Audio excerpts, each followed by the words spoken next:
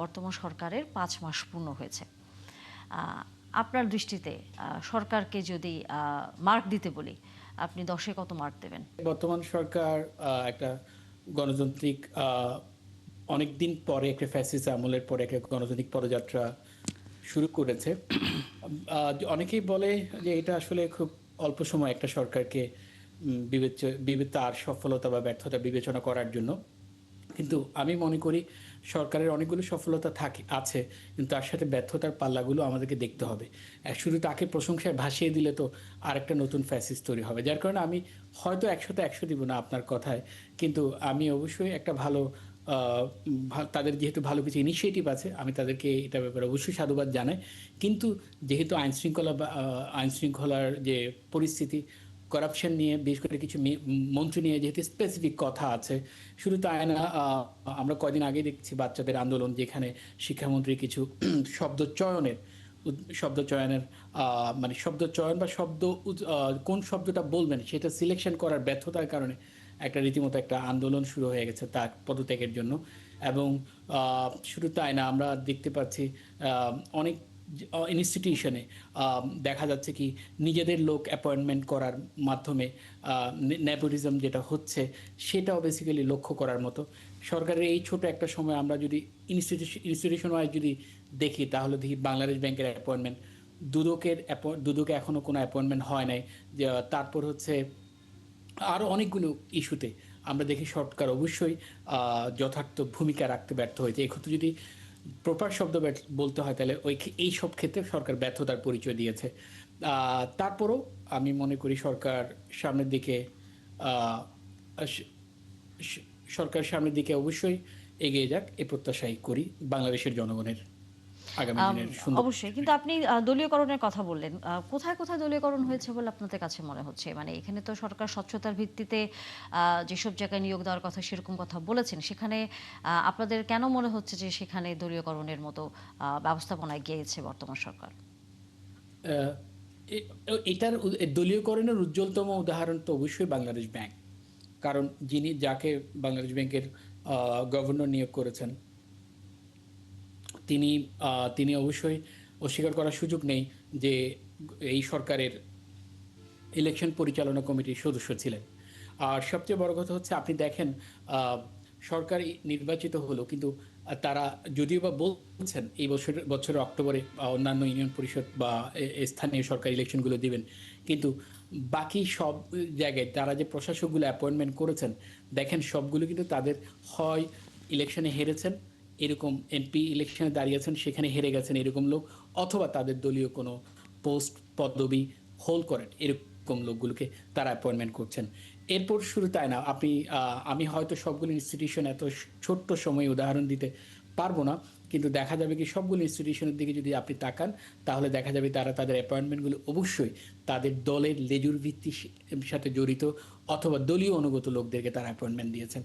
এগুলো আসলে আপনারা হয়তো একটা সহজভাবে বলতে পারে, যেহেতু নীলিফার আপা আছেন, বলতে পারেন যে আমরা তো একটা দলের সরকার, আমরা কি বাইরের দলের লোককে অ্যাপয়েন্ট করবো? আসলে একটা দল যখন সরকার গঠন করে, তারা কিন্তু তখন আর কোনো দলের থাকে না, তখন সেটা জনগণের রিপ্রেজেন্ট করে।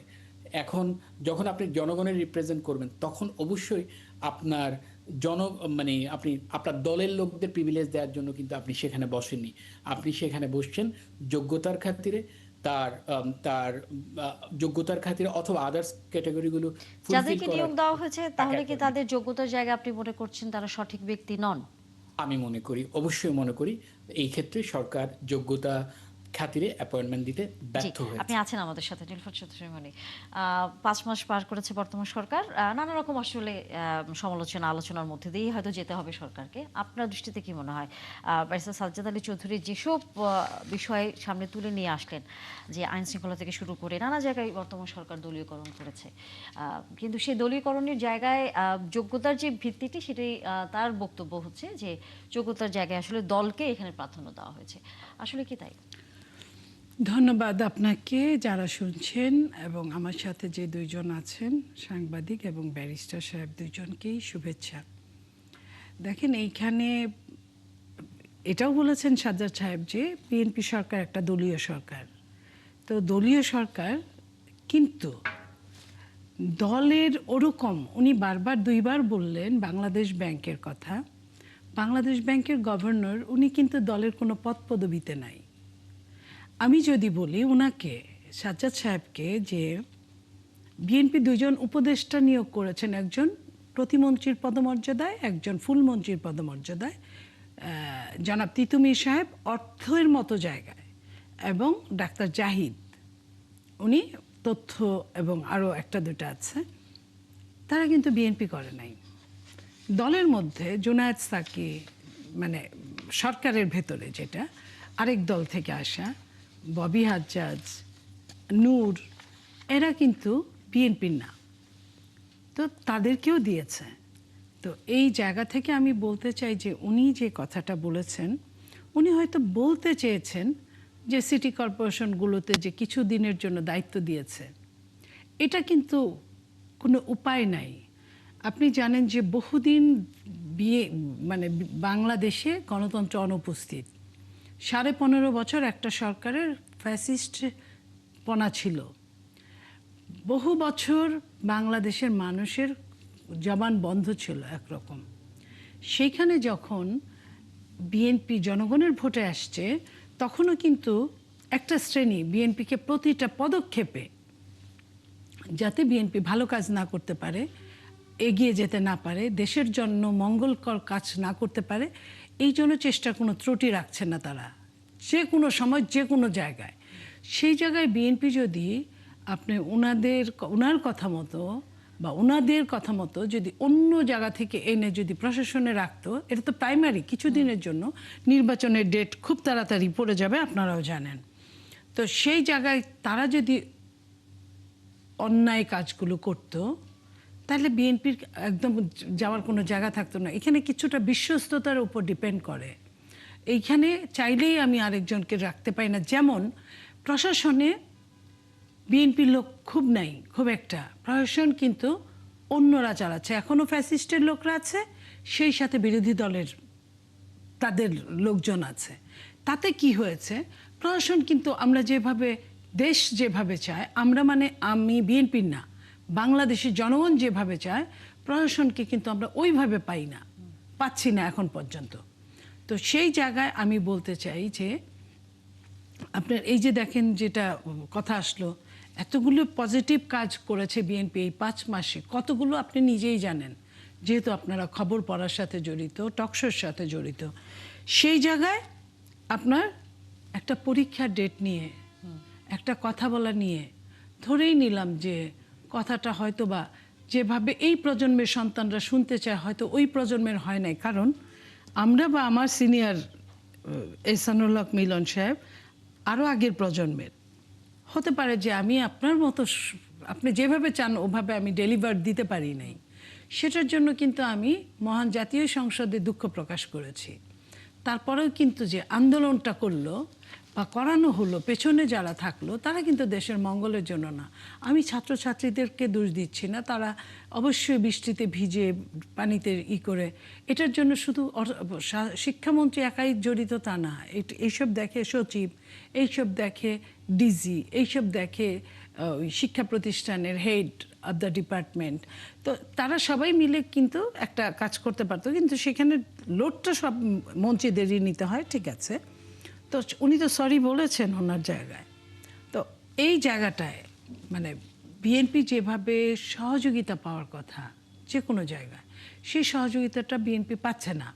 তারপরেও নির্বাচনী ইশতেহারে যে ধরনের কথা তারা বলেছিলেন, আপনার ফ্যামিলি কার্ড বলেন, কৃষক কার্ড বলেন, কৃষকের ঋণ মওকুফ বলেন, আপনার ব্যক্তি এই যে এখন এই যে আপনার এখানেই দেখলাম প্রবাসীদের কার্ড প্রায় খুব তাড়াতাড়ি দিয়ে দিবে। এই যে এই জিনিসগুলো যে কাজ করার প্রত্যেকটা জায়গায়, টিকাগুলোকে আগে সরকারের যে সমস্যাটা ছিল, সেই টিকাগুলোকে একদম 100% এখন দিয়ে দেওয়া ব্যবস্থা করে তড়িৎ গতিতে, এগুলো তো বিএনপির একটা, আমি অবশ্যই মনে করি এটা পজিটিভ এবং চরম শত্রু।